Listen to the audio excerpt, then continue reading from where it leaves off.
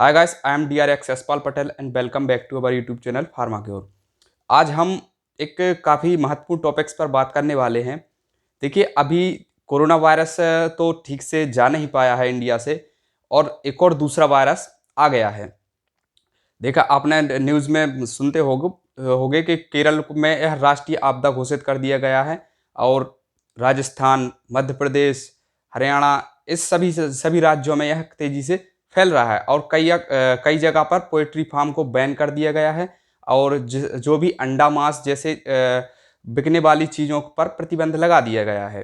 तो एक तो मुसीबत टली नहीं थी, जो 2020 था पूरा कोरोना वायरस में निकल गया, और 2021 के न्यू ईयर के आते ही एक और वायरस एंटर हो गया। पूरा 2020 कोरोना वायरस में निकल गया। जैसे ही न्यू ईयर आया तो कोरोना वायरस का खतरा तो कम हुआ नहीं, एक और दूसरा वायरस एंट्री मार गया, वो है बर्ड फ्लू। यह भी काफ़ी तेज़ी से फैल रहा है, काफ़ी तेज़ी से स्प्रेडिंग हो रहा है वायरस।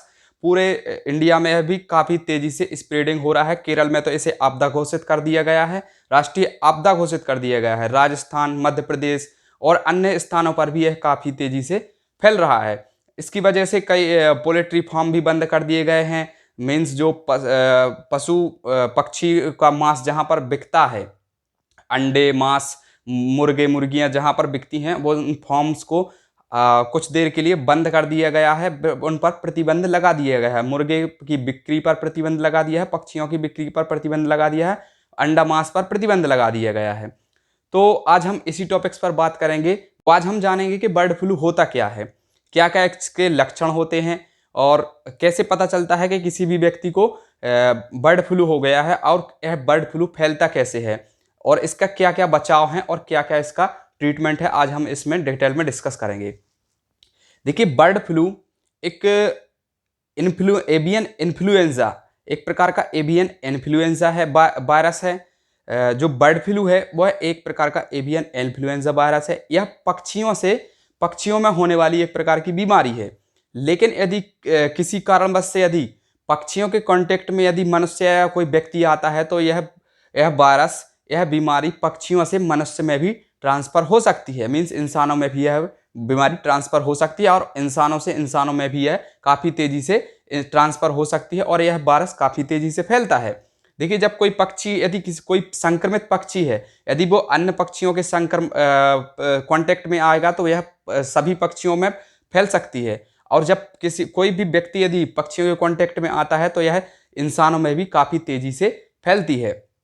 मीन्स यदि कोई व्यक्ति किसी संक्रमित पक्षी के कांटेक्ट में आता है, तो वह वायरस उस व्यक्ति को भी हो सकता है, और यदि कोई व्यक्ति उस संक्रमित व्यक्ति के कांटेक्ट में आता है, तो उस व्यक्ति को भी हो सकता है। इसी तरह से यह वायरस काफ़ी ज़्यादा फैल सकता है। जिस तरह से कोरोना वायरस फैलता था एक दूसरे के कांटेक्ट में आके, फिजिकल कांटेक्ट में, सेक्सुअल रिलेशनशिप बिल्ड करने में, एंड फिजिकल रिलेशनशिप में, इसी तरह से यह भी वायरस भी इसी तरह से फैलता है।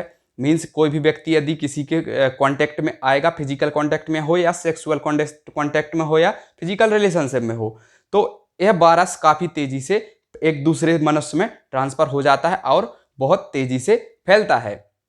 यदि हम इसके लक्षण की बात करें, तो देखिए, इसके जो लक्षण हैं वो भी लक्षण भी कोरोना वायरस से मिलते जुलते हैं।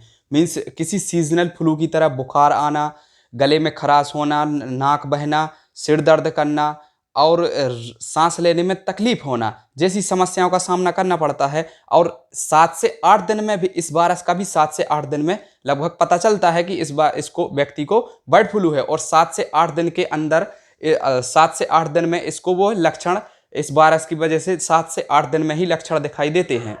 यदि यह वायरस किसी व्यक्ति को हो जाए, तो 7 से 8 दिन लगते हैं इन लक्षणों का पता चलने में। और यह वायरस कोरोना वायरस की तरह ही रेस्पिरेटरी सिस्टम पर अटैक करता है, और पूरी तरह से रेस्पिरेटरी सिस्टम को फेल कर देता है, जिसकी वजह से इंसान की, व्यक्ति की मौत भी हो सकती है। काफ़ी तेज़ी से फैलता है, और सीधा जाकर रेस्पिरेटरी सिस्टम पर अटैक करता है, और बहुत जल्दी ही उस व्यक्ति की हालत बहुत जल्दी तेज़ी से बिगड़ने लगती है। 7 से 8 दिन में ही उसकी हालत बहुत ज़्यादा खराब हो जाती है, और उसकी जान भी जा सकती है। अब बात करते हैं कि किस टेस्टों से इस वायरस का पता चलता है। देखिए 2 प्रकार के टेस्ट होते हैं, एक होता है PCR means polymerization chain reaction. इसके कारण डॉक्टर्स न्यूक्लिक एसिड का पता करते हैं और यह पता करते हैं कि किस टाइप का वायरस है, मीन्स H5N1 है या H7N9 है या कोई अन्य वायरस है, क्योंकि एवियन इन्फ्लुएंजा वायरस के बहुत से टाइप होते हैं, तो वह न्यूक्लिक एसिड से पता करते हैं कि किस टाइप का वायरस है, H5N1 है या H7N9 है इस टाइप के, या फिर कोई अन्य वायरस है, इससे पता चल जाता है। और यदि पॉलीमराइजेशन चेन रिएक्शन पीसीआर से भी पता नहीं चलता है तो ब्लड टेस्ट किया जाता है। ब्लड टेस्ट से एंटीबॉडी का पता करते हैं, उससे पता चल जाता है कि किस टाइप का वायरस है या किसी व्यक्ति को बर्ड फ्लू है या नहीं है। अब ये जानकारी तो होगी बर्ड फ्लू के बारे में। अब हम जानते हैं कि इससे कैसे बचा जा सके या इसका ट्रीटमेंट क्या है। तो सबसे पहले बात कर लेते हैं ट्रीटमेंट के बारे में। देखिए अभी तक जिस तरीके से कोरोना वायरस की वैक्सीन नहीं बनी थी, लेकिन फिलहाल के में कोरोना वायरस की वैक्सीन बन चुकी है और ट्रांसफर भी हो चुकी है सभी इंडिया में तो ट्रांसफर हो चुकी है, सभी कंट्री में लगभग कोरोना वैक्सीन को ट्रांसफर कर दिया गया है और बहुत जल्द कोरोना वायरस की वैक्सीन लगने लगेंगी।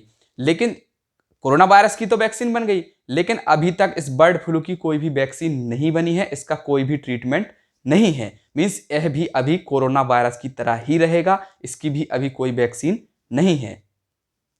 तो सबसे अच्छा है कि इससे बचना ही बेटर होगा। जिस तरीके से कोरोना वायरस से बचना बेटर था, इसी तरह से बर्ड फ्लू से भी बचना ही सही रहेगा। जितना हम अपने आप को सेफ रखेंगे उतना ही सही रहेगा।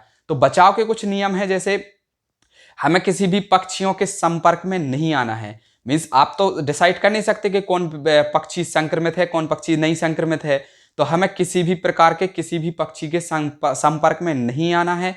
और इस तरीके यदि आप ज़्यादातर यदि चाहें तो आप फिजिकल कांटेक्ट व्यक्तियों से भी फिजिकल कांटेक्ट बनाना बंद कर दें, फिजिकल रिलेशनशिप बनाना बंद कर दें, फिजिकल या कोई भी सेक्सुअल रिलेशनशिप बनाना बिल्ड करना बंद कर दें।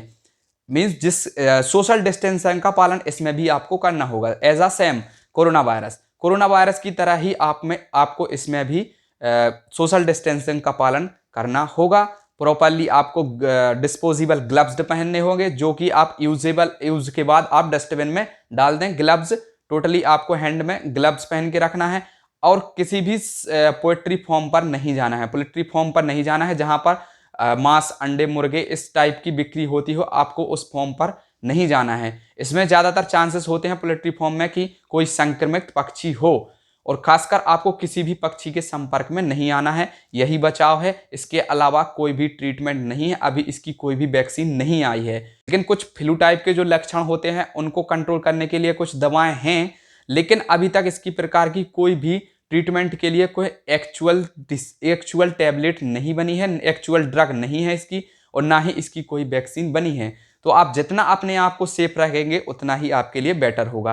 तो आई होप कि आप लोग समझ चुके होंगे कि बर्ड फ्लू है क्या, दरअसल में यह कैसे फैलता है, यह किस तरीके से फैलता है और इसके क्या क्या लक्षण होते हैं और हम इससे कैसे बच सकते हैं। तो आई होप कि आपको यह जानकारी काफ़ी पसंद आई होगी और काफ़ी नॉलेजेबल रहे होगी। आई होप कि आपको यह वीडियो भी काफ़ी अच्छा लगा होगा। अच्छा लगा हो तो लाइक कर दें और चैनल पर नए हो तो सब्सक्राइब कर दें। चलिए मिलते हैं ऐसे ही नई इंटरेस्टिंग टॉपिक के साथ, तब तक के लिए thank you very much. Take care, जय हिंद, वंदे मातरम।